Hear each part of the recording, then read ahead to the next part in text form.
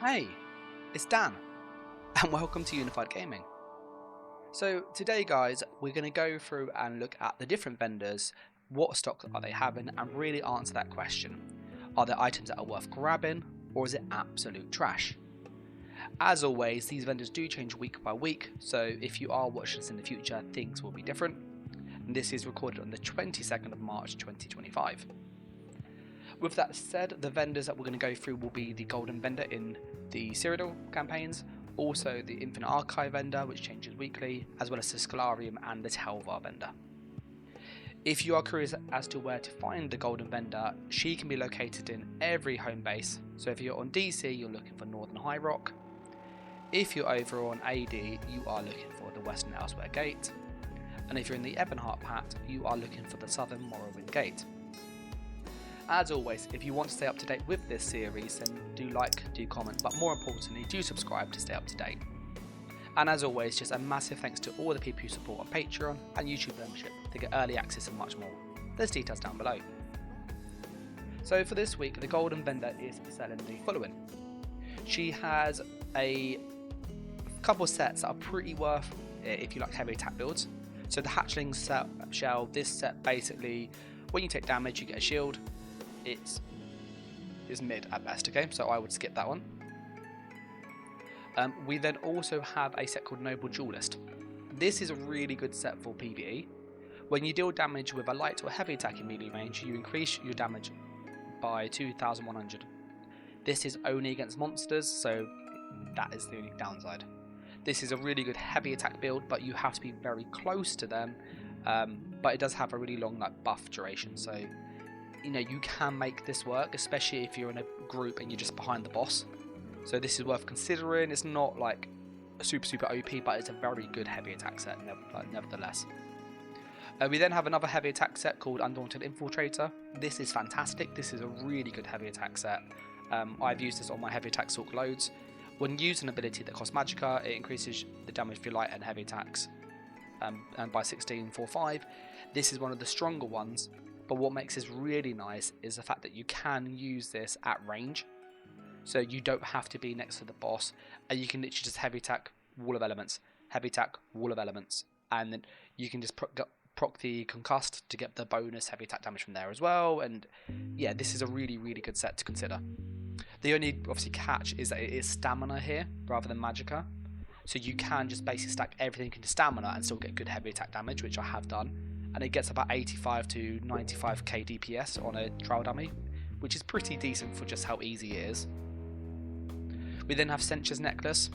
When you dodge, you get increased crit and healing and damage. It's naff. So like, just avoid this personally, it's not worth it. We then have a set that historically used to be really good, Domihorse. When you deal damage, you create a 10-meter ring around you. It does damage to people in there. Whilst you're in there, you get bonus weapon and spell damage. For PvE, it's not terrible, like it's an okay set. I wouldn't use it though personally, because there are better sets out there, but it's okay. The main bit is that one piece. It gives you both stamina and magicka. So this is actually quite good. If you've got a mythic item already like Gaze of Sith's Helmet, and you just need a bit more max stat, like magicka because you're a sorcerer for example, this is pretty decent. This is pretty worth getting. So for PvP, I would consider having this if you don't already. I obviously have this myself, so I'm not going to this week. But if you did buy it for PvP, just get the Impenetrate, it's better than Infused. The final set in the Golden vendor this week is the Troll King. This used to be really OP in PvP. When you heal yourself, you get loads of health regen. The problem is that health regen is like almost 900, which is great, but in PvP it is halved. So what happens is you get this recovery every 2 seconds, so 900 every 2 seconds, but then half of 900 is 450, so 450 health every 2 seconds isn't great.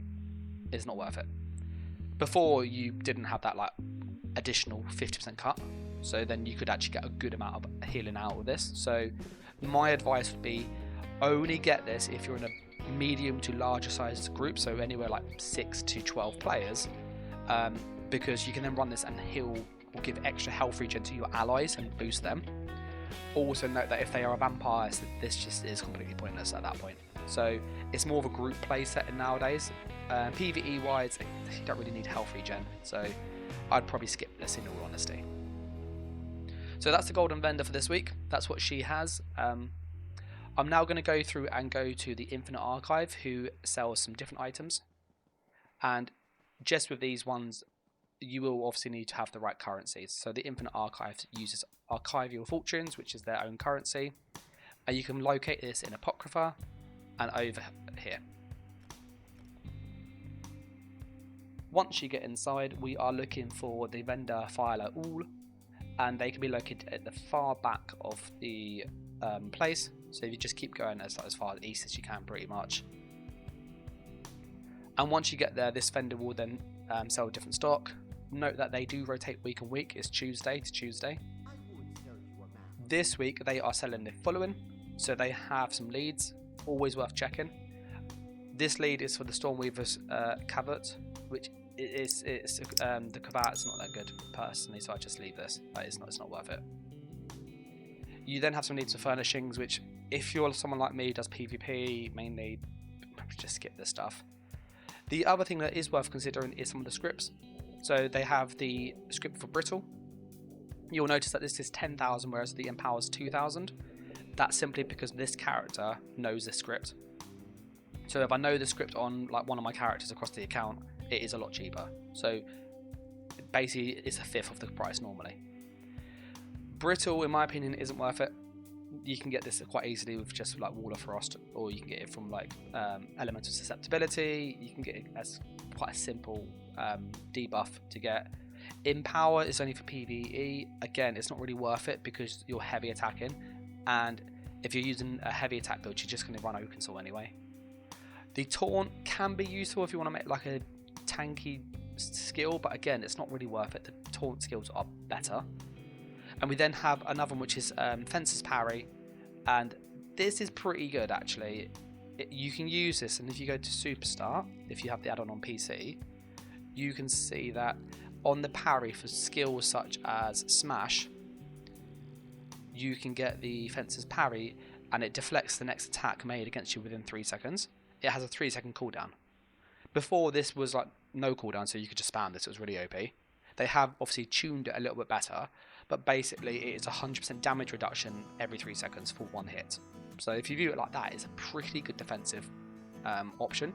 And all of the other ones here aren't that great anyway. So like, you know, it's worth considering. Me personally, I'm not going to use it though. I don't think the skill's that good, but that is an option if you wish. We're now going to go over to the Scholarium. So you need to have access to Evea and the Gold Road DLC, and you're looking for the Scholarium. Big note with the Scholarium is that this is a weekly vendor again, but you do need access to Gold Road to come here, and you have to have completed the quest line at least once on your account. If you're unsure if you've completed the quest line, when you go inside here, you should have access to all the doors. And again, it only has to be on one character. So you see this character has not done it, but because I've already completed the quest line on a different character, I can still access the vendor down here. And the vendor is the Chronicle of Frandal. He sells just different scripts. He also sells all the skills, but they are just always accessible. The scripts for this week is Cowardice, which is not worth it in my opinion. I'd skip this. Mitigation. Now, Mitigation is a weird one. This is like your armor buff. So it's like Major Resolve, that kind of stuff. I wouldn't get this personally. You can make armor skills and they're just good ones anyway. You can then get Restore Resources. So this one you can get quite easily anyway from just doing the Mage Guild, finding the pages around. So I would skip this. We then have Class Mastery, which you need to complete the quest. Sorry, the achievement and get all of the 50 scraps. And you have Growing Impact. It enhances the buff and debuff application of a skill when written to a Grimoire. So it basically allows you to make the skill have more potency. Doesn't really impact its damage though. So if you want to like make the buff a bit better, last longer, that kind of thing, that's what this is for. Again, the buffs in all honesty aren't that great. So like you can use this on some skills. So there's a new one which is Banner Bearer. And you can obviously like put on like different effects on it. You can. But the problem that you have is that the things that you'd want to use it on, so for example, let's say we had like Wayfarer here,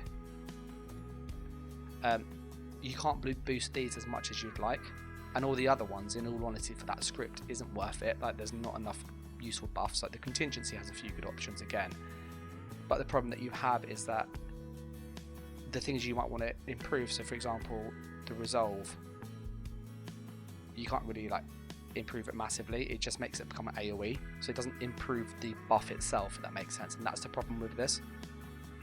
So if we put like a healing, it will heal ourselves. It creates a rune of power that applies it to all allies in the area.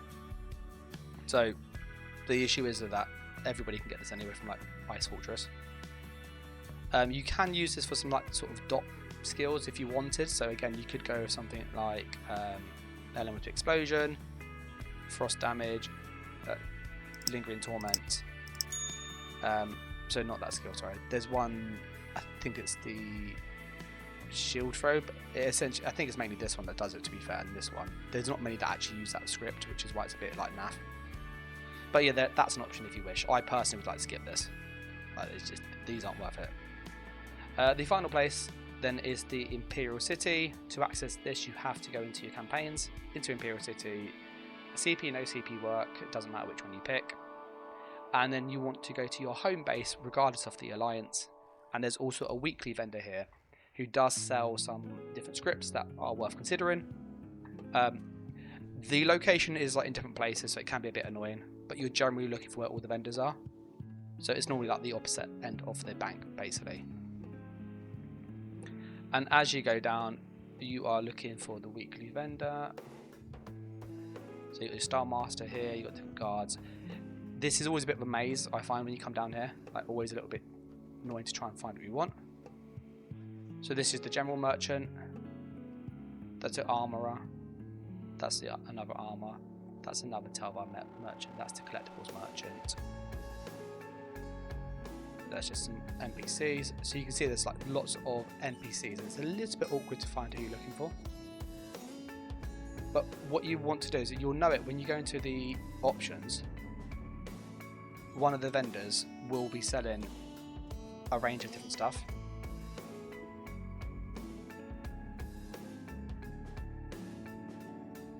And you know you're kind of in the right place when you start to see scripts and stuff. So on DC, you're looking for Kazaga, how you say her name, this person here. She's just a Telvar merchant. And she has rotational stock again. The reason why this is quite worth checking out is mainly for the leads. So again, it's just another way to get some leads that could be a bit hard, that dropped just a bit easier. The actual items like Alessian, Impreg, they're not worth it. Impreg is like decent, but it's not like amazing. Alessian is again not great. The leads you have is access to the Stranglers lead, which is pretty good. So this is worth getting if you don't want to try and farm this lead. And then you also got access to the Shadow Queen's Cowl, which is again, it's not worth it. So I'd skip this. That basically just lets you see guards. It's bad. Then you got the rings as well. The scripts down here again are slightly different. So you got Lifesteal, you got more Mitigation again, so that's just a duplicate, and you got Immobilizing. So again, these aren't great, and you do actually have access to the skill style too, so you can make your Elemental Storm do just a different colour. Very expensive, but that is an option. The final place you can go, and I don't go there often because I don't know if it's weekly at this stage, so if I obviously do decide to go and check it again next week, we'll find out. But there's a new vendor over by the Telvar, by the Undaunted vendor, sorry. And that vendor will sell you access to, again, some different like leads that you can get, so it can be useful, and it uses Undaunted keys and so on. In order to find it, you have to go to an Undaunted location. So this could be Gartwood, it could be Wayrest. I personally like Gartwood, that's kind of where I live personally.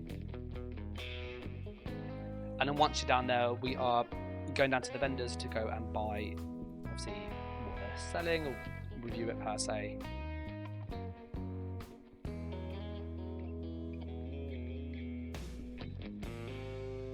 So if you come like I am to Gartwood, you would need to go down towards the south. The Undaunted vendors are over on the hill just up there. And again, there is obviously a vendor, so this is just tribute stuff. These will sell different things, so you can buy like the normal keys and stuff from them. And again, normal keys, but they do sell some style pages, which is worth like looking at if you are interested in that personally. But you're looking for this person here. He sells different furnishings, different potions, so quite cool if you like that stuff. The gold stuff's quite cool, like the gargoyle is quite a nice statue of your house. And then Marge will sell different things too. She does sell some skill styles, which is like the slight difference. Now I don't know if these are rotational down here. I think they're not, but I could be wrong. But if you want to change your skills, this is where you can come down here. And again, it's just another use for those keys that if you have like spares lying around, you can check each week and see what they have. But yeah, that's kind of the vendors really. If you like the video, then obviously like, comment, subscribe. I will be doing this each week going forward once more, so if you want to have like a breakdown, then yeah, do that. But as always, I just want to say a massive thanks to everybody that do support, especially those on Patreon and on YouTube members. It really means a lot. If you want to support myself there, get early access to the videos, exclusive content and much more, there's details down below. But as always, I'll catch you in the next video on the next stream. So take care guys, thanks for watching, and bye!